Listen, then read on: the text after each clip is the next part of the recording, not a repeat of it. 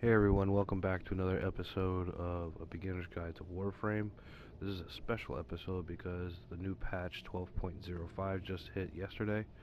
So I'm gonna give you a little walkthrough on what's new in the game and some tips and tricks to help you get the new Warframe Zephyr. Alright, so let's begin with the new Warframe.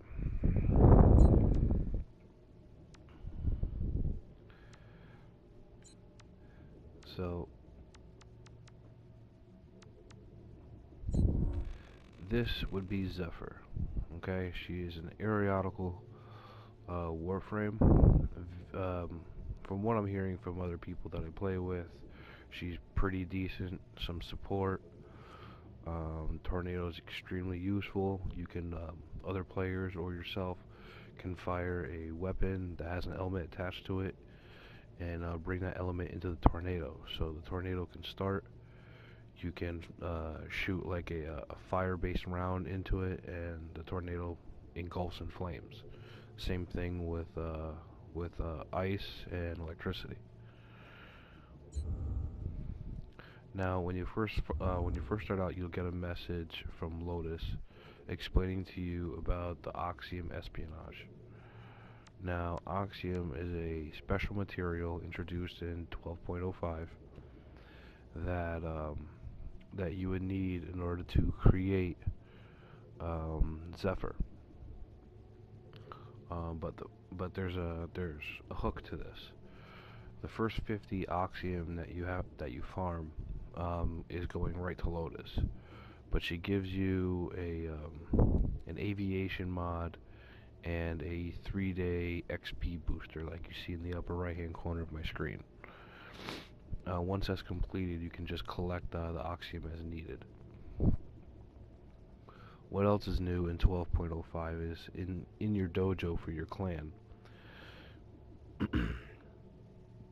You get a new research facility for the Tenno, and that's the ability to create warframes.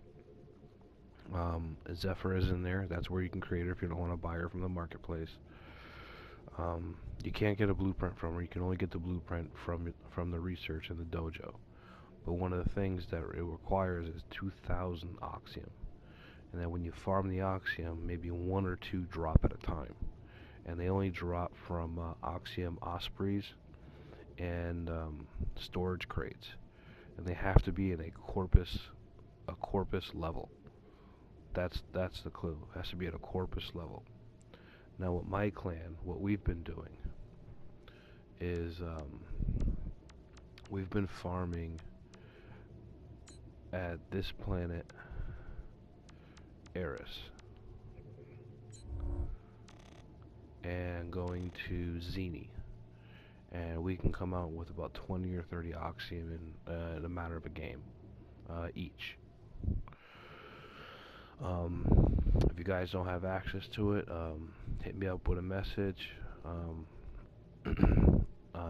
my YouTube channel or on Facebook at facebook.com/SaiGenGaming, and I'll arrange for me to taxi you right over there. All right. Um, Once that's and there's several new weapons too. Um, Let me show you. There's the phage, like you see. It fires 7 energy beams in a single shot. It's absolutely crazy.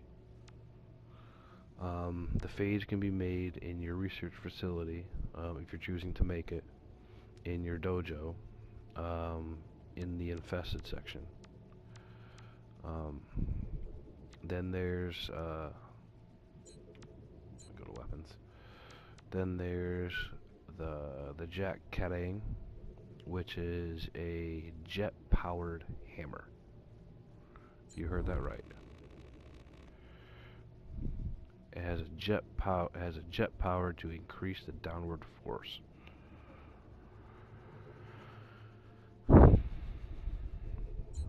All I can say is that we have it being made in our dojo right now, and I can't wait to get my hands on it.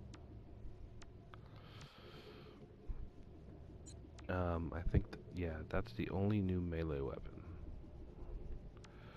Um, as for new secondaries, there is the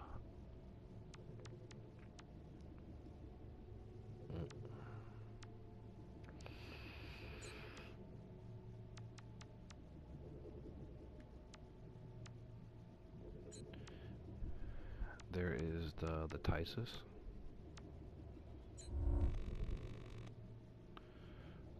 It's an affected pistol that shoots corrosive darts. Also, we have we have the dual Sestra. You can make those in your dojo, in your research facility. And you also have several new primaries. I already told you about the Phage. Then you have the Dracoon, which is a flak cannon. I keep making a comparison to Unreal Tournament, like the old like the flak shotgun. It's pretty much the same thing. But still, if I remember that game right, you know, flak is always the way to go. And then there's the Tetra. The Tetra is kind of like the Dira, if you're familiar with the Corvus research weapons in the dojo. It fires a little bit slower, has a higher puncture rate, and does more damage overall. I've been using it recently, and I just hit it to 30. I personally like it, and with Hellfire on it, it's incredibly strong.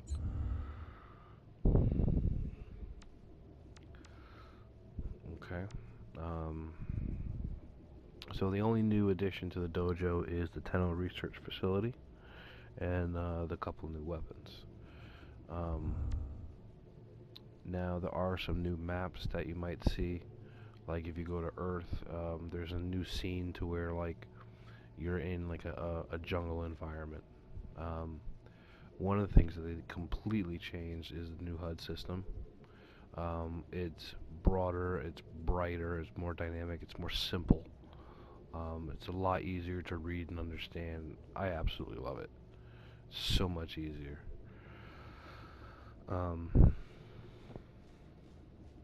Some of the things that they've made little changes to, like Frost's Avalanche, is a completely different kind of animation now. It doesn't even look like those little ice balls that circle around him anymore. It actually looks like an avalanche of boulders that comes down from the sky. Stuff like that. The game seems overall smoother, more crisp. Lotus isn't a still picture anymore. She's actually animated and she talks to you. The same thing with whenever you're dealing with a boss fight. Some of the other things that they added is a stalker hunt to go. They have even have a marketplace thing now. They changed the stalker's death marks a little bit. You can look up all this stuff on the forums online, but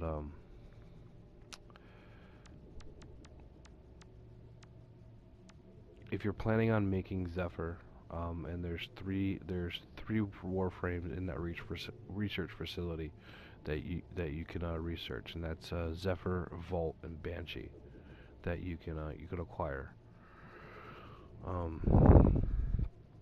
If you're looking to make everything from scratch and not buy it in the marketplace with platinum, you're looking at almost maybe about 5 days.